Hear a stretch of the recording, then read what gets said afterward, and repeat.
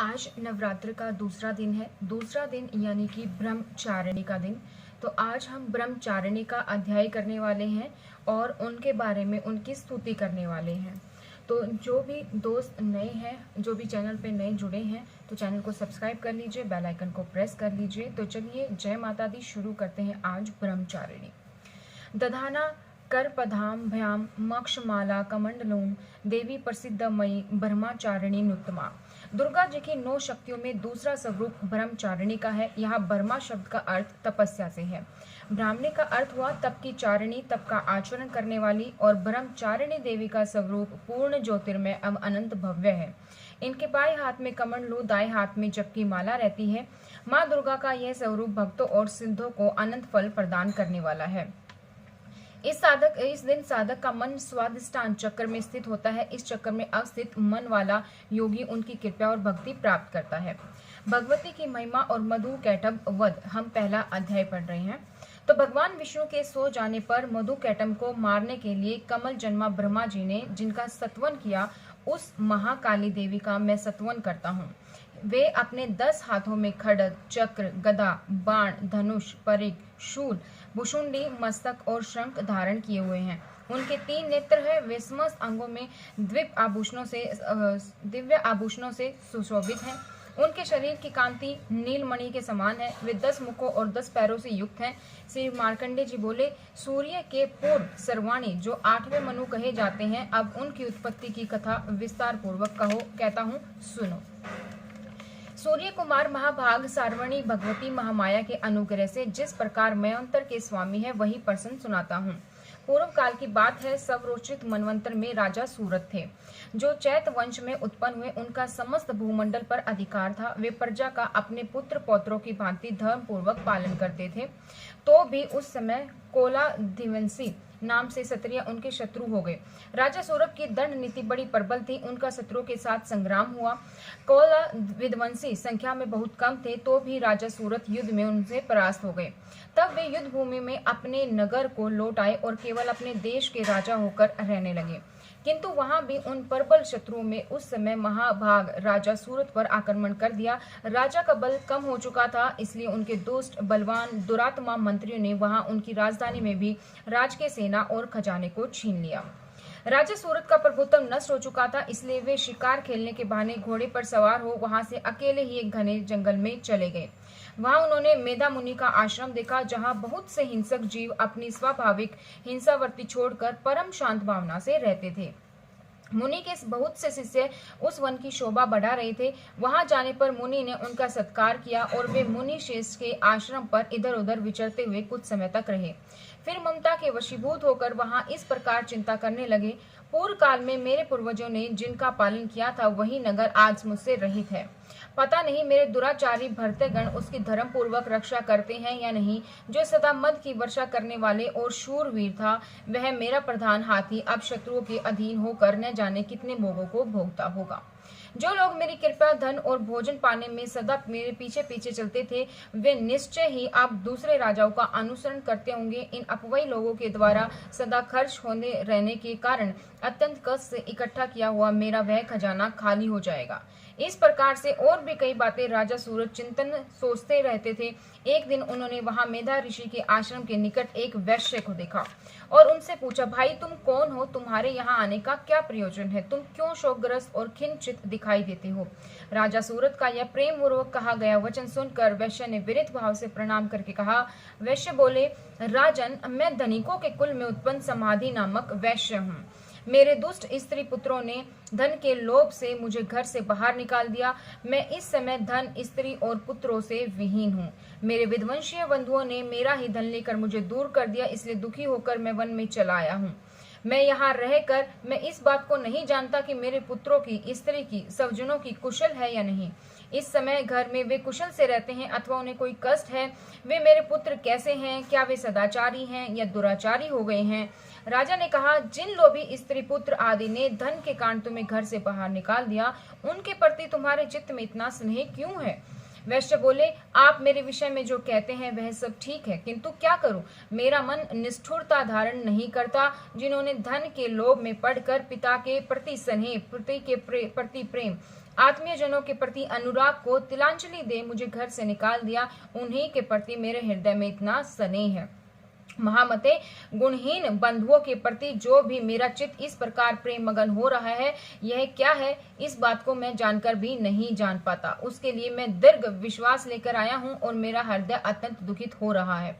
उन लोगों में मेरे प्रति प्रेम का सर्वदा अभाव है, तो भी उसके लिए मेरा मन निष्ठुर नहीं हो पाता। इसके लिए क्या करूं?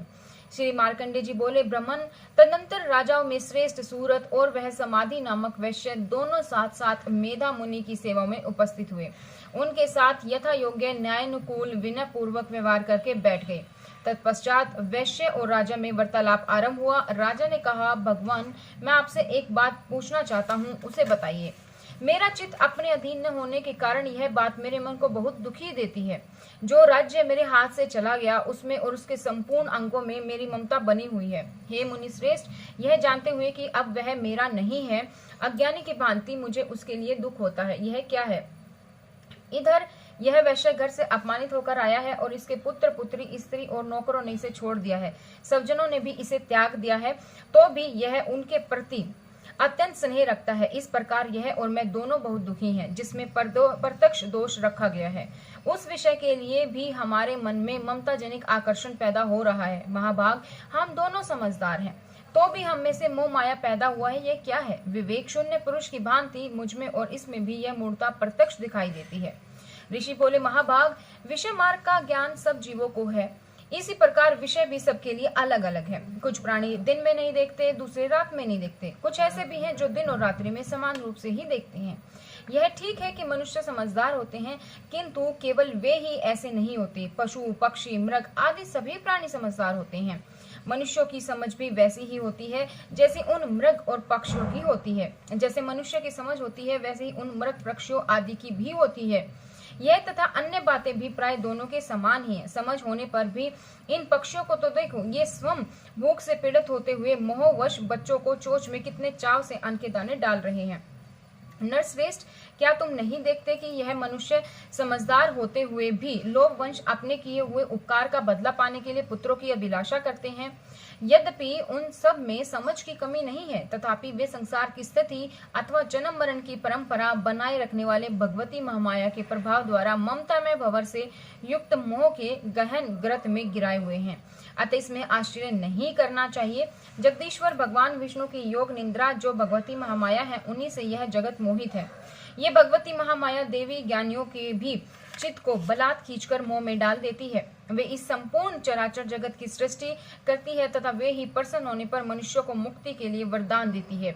वे ही पर विद्या, संसार बंधन और मोक्ष की हेतु सनातनी देवी और संपूर्ण ईश्वरों की भी अधीश्वरी है। राजा ने कहा, भगवान, जिन्हें आप महामाया कहते हैं, वे देवी कौन है? ब्रह्मांड, आपका आविर्भाव कैसे हुआ तथा उनके चरित्र कौन कौन से हैं? ब्रह्मवेताओं में श्रेष्ठ महर्षि, उन देवी का जो प्रभाव है, जैसा स्वरूप है, जिस प्रकार उनका प्रादुर्भाव हुआ है, वह सब मैं आपके मुख से सुनना चाहता हूँ। ऋषि बोले, राजन, वास्तव में तो ये देवी नित्य स्वरूपा ही है। संपूर्ण जगत उन्हीं का रूप है और उन्होंने समस्त विश्व को व्याप्त कर रखा है। तथापि उनका प्रकाट्य अनेक प्रकार से होता है, वह मुझसे सुनो। वे नित्य और अजन्मा है, तब भी जब देवताओं का कार्य सिद्ध होने के लिए प्रकट होती हैं, उस समय लोक में उत्पन्न हुई कहलाती हैं। कल्प के अंत में जब संपूर्ण जगत एकारण में लीन हो रहा था और भगवान विष्णु शेषनाग की सैया बिछाकर युगनिंद्रा का आसन ले रहे थे, आश्रय ले रहे थे, उस समय उनके कानों में मैल के दो भयंकर असुर उत्पन्न हुए, जो मधु और कैटब के नाम से विख्यात थे। वे दोनों ब्रह्मा जी का वध करने को तत्पर हो गए और भगवान विष्णु के नाभि कमल से विराजमान प्रजापति ब्रह्मा जी ने जब उन दोनों भयानक असुरों को अपने समीप आया हुआ और भगवान को निद्रागमन देखा, तो एकाग्रचित होकर उन्होंने भगवान विष्णु को जगाने के लिए उनके नेत्रों में निवास करने वाली योग निद्रा का सत्वन्य आरंभ किया, जो इस विश्व की अधीश्वरी, जगत को धारण करने वाली, संसार का पालन और संहार करने वाली तथा तेज स्वरूप भगवान विष्णु की अनुपम शक्ति है। उन्हीं भगवती निद्रा देवी की भगवान ब्रह्मा स्तुति करने लगे। ब्रह्मा जी बोले, देवी, तुम ही स्वाहा, तुम ही स्वधा, तुम ही वष्टकार हो, स्वर ही तुम्हारे ही स्वरूप है, तुम्हा जीवदानी सुधा हो। नित्य अक्षर प्रणव में अकार, उकार, मकार, इन तीनों मात्राओं के रूप में भी तुम ही स्थित हो और इन तीनों मंत्रों के उच्चारण के अतिरिक्त जो बिंदु रूप नित्य अर्ध माता है, उसका विशेष रूप से उच्चारण नहीं किया जा सकता, वह भी तुम ही हो। देवी तुम ही संध्या, सावित्री और परम जननी हो। देवी तुम ही इस अखिल ब्रह्मांड को धारण करती हो, तुम ही इस जगत की सृष्टि होती हो, तुम ही से इसका पालन होता है और सदा तुम ही कल्प के अंत में अपने सबको अपना ग्रास बना लेती हो। जग नयमयी देवी, इस जगत की उत्पत्ति के समय तुम सृष्टि रूपा हो, पालन करने में स्थित रूपा हो और कल्पांत के समय संहार रूप धारण करने वाली हो। तुम ही महाविद्या, महामाया, महामेधा, महास्मृति, महारूप, महामोह रूपा, महादेवी और महासुरा हो। तुम ही तीनों गुणों को उत्पन्न करने वाली प्रकृति हो। भयंकर काल रात्रि, महारात्रि, मोहरात्रि भी तुम ही हो। तुम ही श्री, तुम ही ईश्वरी, तुम ही हीम, तुम ही बोध स्वरूपा बुद्धि हो। लज्जा, पुष्टि, तुष्टि, शांति, क्षमा भी तुम ही हो। तुम खड्ग धारणी, शूल धारणी, घोर रूपा, गदा, चक्र, शंख और धनुष धारण करने वाली हो। बाण, भूषुंडी, परिग, ये भी तुम्हारे अस्त्र हैं। तुम सौम्य और सौम्यत्र हो। इतना ही नहीं, जितने भी सौम्य एवं सुंदर पदार्थ हैं, उन सब की अपेक्षा तुम अधिक सुंदरी हो। पर और अपर, सबसे परे रहने वाले परमेश्वरी तुम ही हो। सर्व स्वरूप देवी, कहीं भी सत असत रूप जो कुछ वस्तुएं हैं और उन सब की जो शक्ति है वह तुम ही हो। ऐसी अवस्था में तुम्हारी स्तुति क्या हो सकती है, जो इस जगत की सृष्टि, पालन और संहार करते हैं। उन भगवान को भी जब तुमने निंद्रा के अधीन कर दिया है, तब तुम्हारी स्तुति करने में यहाँ कौन समर्थ हो सकता है। मुझको, भगवान शंकर को और भगवान विष्णु को भी तुमने ही शरीर धारण कराया है, अतः तुम्हारी स्तुति करने की शक्ति किसमें है। देवी, तुम तो अपने इन कृपालु प्रभाव से ही प्रशंसा के योग्य हो। ये जो दोनों दुरुष असुर मधु और कैटम है, उनके मोह डाल दो। जगदीश्वर भगवान विष्णु को शीघ्र जगा दो, साथ ही इनके भीतर इन दोनों महाजन असुरों को मार डालने की बुद्धि उत्पन्न कर दो। श्री मार्कंडे जी बोले, राजन, जब ब्रह्मा जी ने वहां मधु और कैटब की मारने के उद्देश्य से भगवान विष्णु को जगाने के लिए तमोगुण की अधिष्ठात्री देवी योग निंद्रा की इस प्रकार स्तुति की, तब वे भगवान के नेत्र, मुख, नासिका, बाहु, हृदय और वक्षस्थल से निकलकर अवक्त जन्मी ब्रह्मा जी की दृष्टि के समक्ष खड़ी हो गई। योग निंद्रा से मुक्ति होने पर जगत के स्वामी भगवान जनार्दन उस 51वें जल में शेषनाग की सैया से जाग उठे। फिर उन्होंने उन दोनों असुरों को देखा। वे दुरात्मा मधु और कैटब अत्यंत बलवान और पराक्रमी थे। क्रोध से लाल आंखें किए हुए विष्णु जी को खा जाने के लिए उद्योग कर रहे थे। तब भगवान श्री हरि ने उठकर उन दोनों के साथ 5000 वर्षों तक केवल बाहु युद्ध किया। वे दोनों ही अत्यंत बल के कारण उन्मत्त हो रहे थे। इधर माँ माया ने भी इन्हें मोह में डाल रखा था, इसलिए वे भगवान विष्णु से कहने लगे, हम तुम्हारी वीरता से संतुष्ट हैं, तुम हमसे कोई वर मांगो।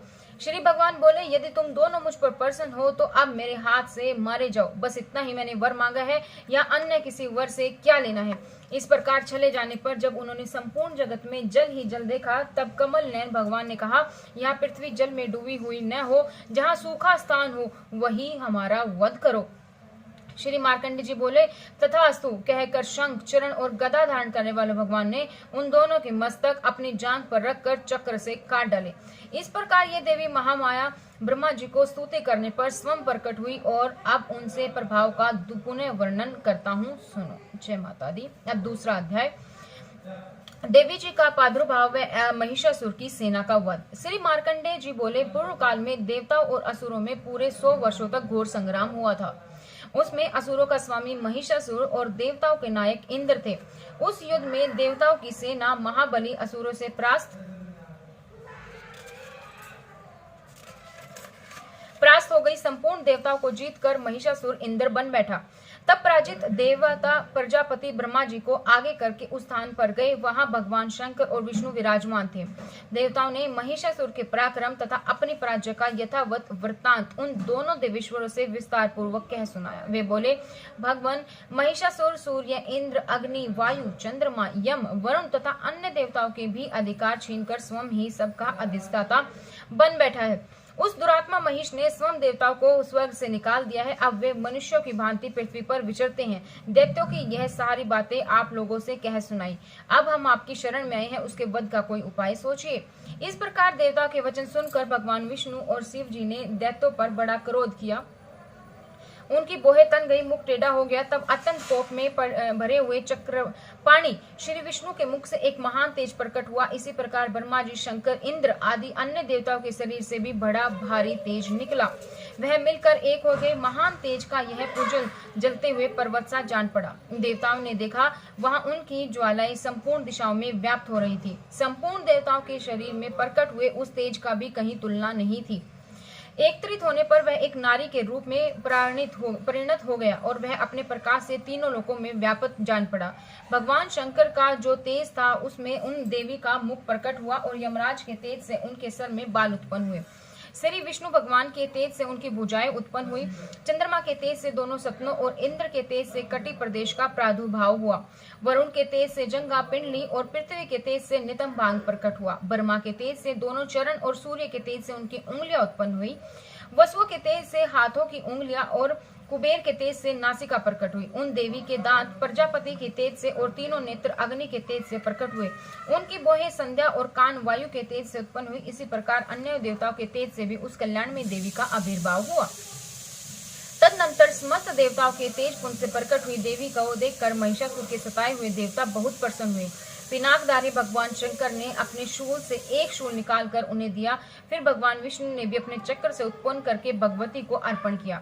वरुण ने भी शंख भेंट किया। अग्नि ने उन्हें शक्ति दी। वायु ने धनुष और बाण से भरे 2 तरकश प्रदान किए। सहस्त्र नेत्रों और देवराज इंद्र ने अपने वज्र से वज्र उत्पन्न करके दिया। एरावत हाथी ने उतार कर 1 घंटा भी प्रदान किया। यमराज ने कालदंड से दंड, वरुण से पाश, प्रजापति ने स्फटिक की माला और ब्रह्मा जी ने कमंडलू भेंट किया। सूर्य ने देवी के समस्त रोमकूपों में अपनी किरणों का तेज भर दिया। काल ने उन्हें चमकती हुई ढाल और तलवार दी। क्षीर सागर ने उज्ज्वल हार और कभी जीर्ण न होने वाली 2 दिव्य वस्त्र भेंट किए।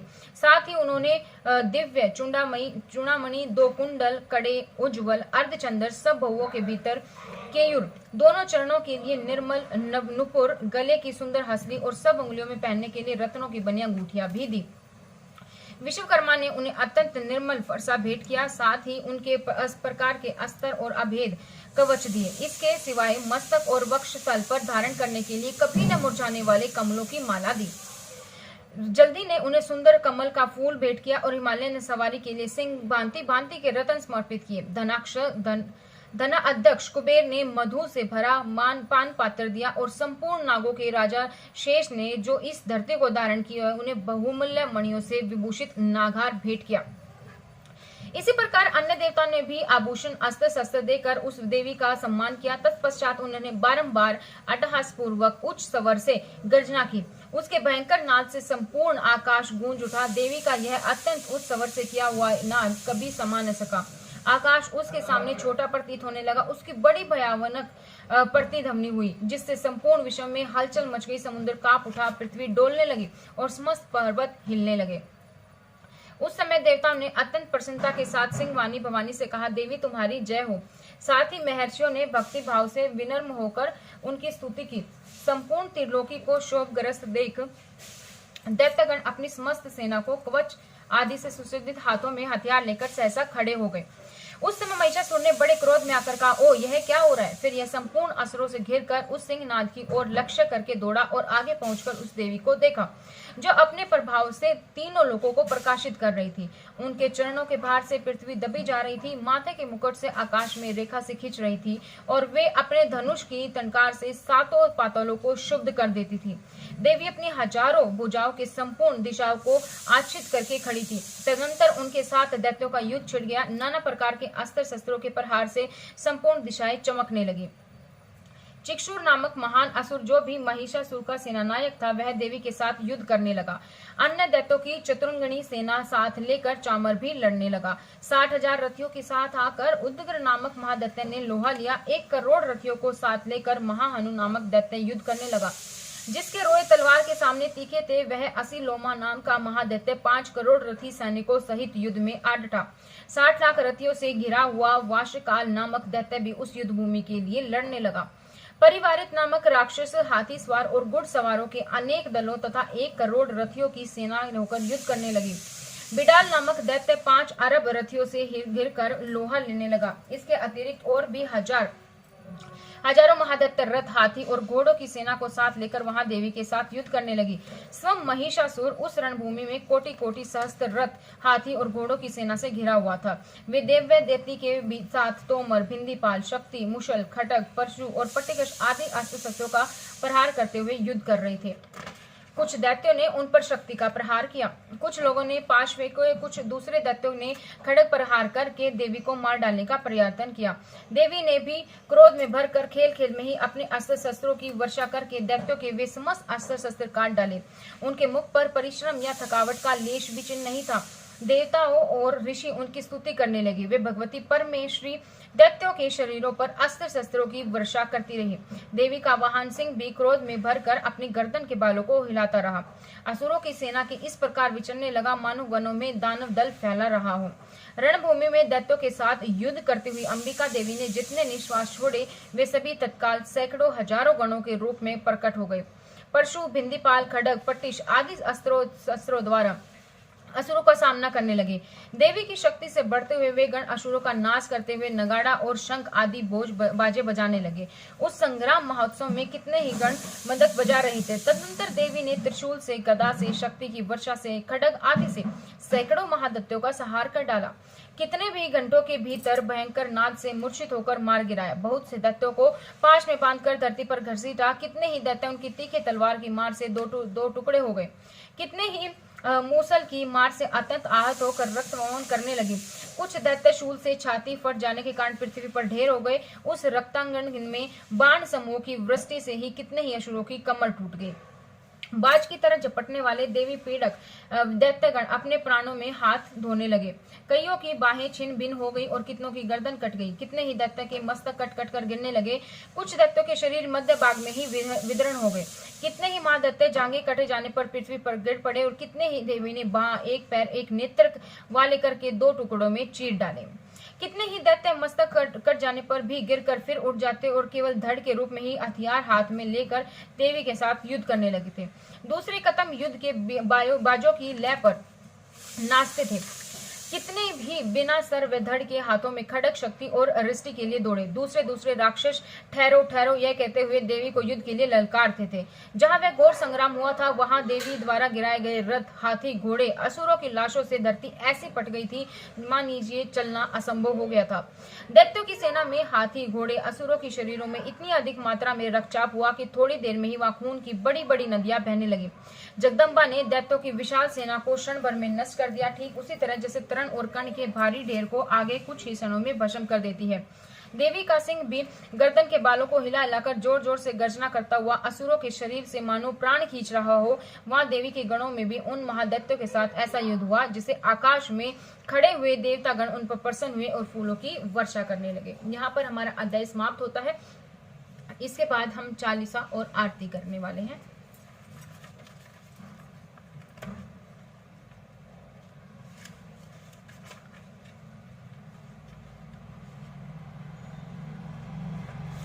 दुर्गा चालीसा। नमो नमो दुर्गे सुख करनी, नमो नमो अम्बे दुख हरणी। निरंकार है ज्योति तुम्हारी, तिहु लोक फैली उजियारी। शशि लाट मुख महाविशाला, नेत्र लाल भरकटी विकराला।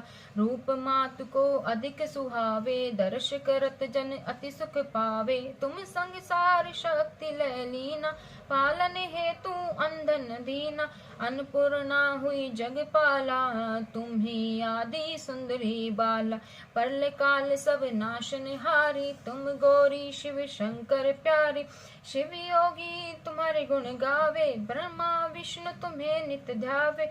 रूप सरस्वती को तुम धारा, देश बुध ऋषि मुनि उबार। धरो रूप नरसिंह को अम्बा, प्रकट भई फाड़ कर खम्बा। रक्ष करी प्रहलाद बचायो, हिरणाकुश को स्वर्ग पठायो। लक्ष्मी रूप धरो जग माई, शिव नारायण अंग समाई। शिर सिंधु में करत विलास, दया सिंधु दी जय मन आशा। हिंगलाज में तुम्ही भवानी, महिमा मित न जात बखानी। मातंगी धुमावती माता, भुवनेश्वरी बगला सुखदाता। श्री भैरव तारा जग तारणी, छिन्न भाल भव दुख निवारणी। के हरि वाहन सो भवानी, लंगुर वीर चलत अगवानी। कर में खड़ग खप्पर विराजे, जाको देख काल डर बाजे। सोए अस्तर और त्रिशूला, जाते उठत शत्रु ही शीला। नगर कोट में तुम्हें विराजत, तिहु लोक में डंका बाजत। शुम निशुम दानव तुम मोरे, रक्त बीज संगन सारे। महिषासुर दैत्य अभिमानी, जेहि अदबार मही अकलानी। रूप कराल काली को धारा, सेन सहित तुम तेहि सहारा। पड़ी गाढ़ संतन पर जब जब, भई साए मातु तुम तब तब। अमरपुरी और सब लोका, तब महिमा शब रहे अशोका। ज्वाला में है ज्योति तुम्हारी, तुम्हें सदा पूजे नर नारी। प्रेम भक्ति से जो जस गावे, दुख दरिद्र निकट नहीं आवे। ध्यावे तुम्हें जो नर मरण लाई, जन्म मरण ताको छुट जाए। जोगी सुर मुनि कहत पुकारी, शोग न हो बिन शक्ति तुम्हारी। शंकर आचरण तप कीनो, काम क्रोध ज्योति सब लीनो। निश दिन ध्यान धरो शंकर को, कहु काल नहीं सुमरो तुमको। शक्ति रूप को मरम न पायो, शक्ति गई तब मन पछतायो। शरणागत हुई कीर्ति बखानी, जय जय जय जगदम्ब भवानी। भई परसन आदि जगदम्बा, दई शक्ति नहीं कीन विलंबा। मोको मातु कष्ट तिगेरो, तुम बिन कौन हरे दुख मेरो। आशा तृष्णा निपट सतावे, रिपु मूर्ख मोही अति डर पावे। शत्रुनाश की जय महारानी, सुमरो इच्छित तुम्हें भवानी। कर कृपया है मातु दयाला, रिधि देकर हूँ निहाला। जब लगी जियो दया फल गाऊं, तुम्हारो जस मैं सुधा सुनाऊं। दुर्गा चालीसा जो कोई गावे, सब सुख भोग परम पद पावे। देवी दास शरण जिन ज्ञानी, कृपया जगदम्ब भवानी। शरणागत रक्षा करे, भक्त रहे निशंक। मैं आया तेरी शरण, मातो लीजिए अंक। जय माता दी। अब हम आरती करें।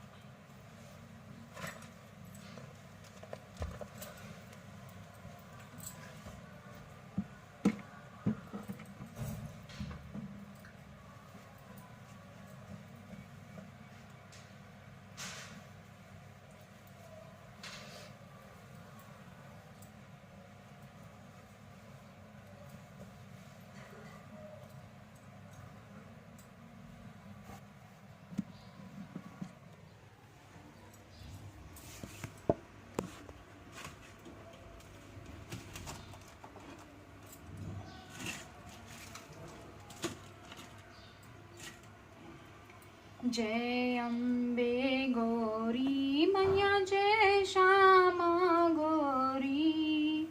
तुमको निश दिन ध्यावत, मैया जी को निश दिन ध्यावत। हरि ब्रह्मा शिव जी, ओम जय अम्बे गौरी। मांग सिंदूर विराजत, टीको मृग मद को। मैया टीको मृग मद को। उज्ज्वल से दो नैना, उज्ज्वल से दो नैना।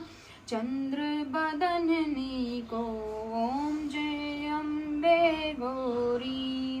कनक समान कलेवर, रक्तांबर राजे। मैया रक्तांबर राजे।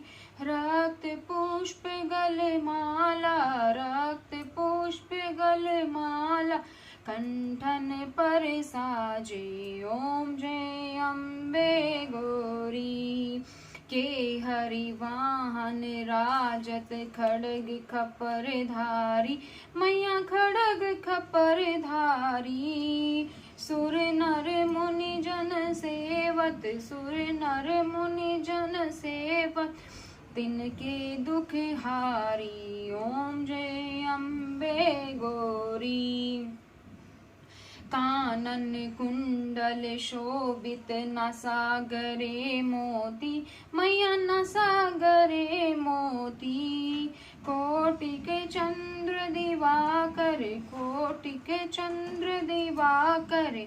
राजत सम ज्योति, ओम जय अम्बे गौरी। शुंभ निशुंभ विडारे, महिषासुर घाती। मैया महिषासुर घाती। धूम्र नीलोचन नैना, धूम्र नीलोचन नैना। निश दिन मदमाती, ओम जय अम्बे गौरी। चंड मोंड सहारे, शोणित बीज हरे मैया शोणित बीज हरे। मधु के टभ दो मारे, मधु के टभ दो मारे, सुर बहीन करे। ओम जय अम्बे गौरी। ब्राह्मणी रुद्राणी तुम कमला रानी, मैया तुम कमला रानी। आगम निगम बखानी, आगम निगम बखानी, तुम शिव पटरानी। ओम जय अम्बे गौरी। 64 योगिनी मंगल गावे, नृत्य करत भैरू मैया नृत्य करत भैरू। बाजत ताल मृदिंगा, बाजत ताल मृदिंगा, अरु बाजत डमरू। ओम जय अम्बे गौरी। तुम ही जग की माता, तुम ही हो भरता मैया, तुम ही हो भरता। संतन की दुख हरता, संतन की दुख हरता, सुख संपत्ति करता। ओम जय अम्बे गौरी। भुजाचार्य अति शोभित, खड़ग खपर धारी मैया खड़ग खपर धारी। मन वांछित फल पावत, मन वांछित फल पावत, सेवत नर नारी। ओम जय अम्बे गौरी। कंचन थाल विराजत, अगर कपूर बाती मैया अगर कपूर बाती। श्रीमाल के तुम्हें राजत, श्रीमाल के तुम्हें राजत, कोटि रतन ज्योति। ओम जय अम्बे गौरी। श्री अम्बे जी की आरती जो कोई नर गावे मैया, जो कोई नर गावे। कहत शिवानंद स्वामी, कहत शिवानंद स्वामी, सुख संपत्ति पावे। ओम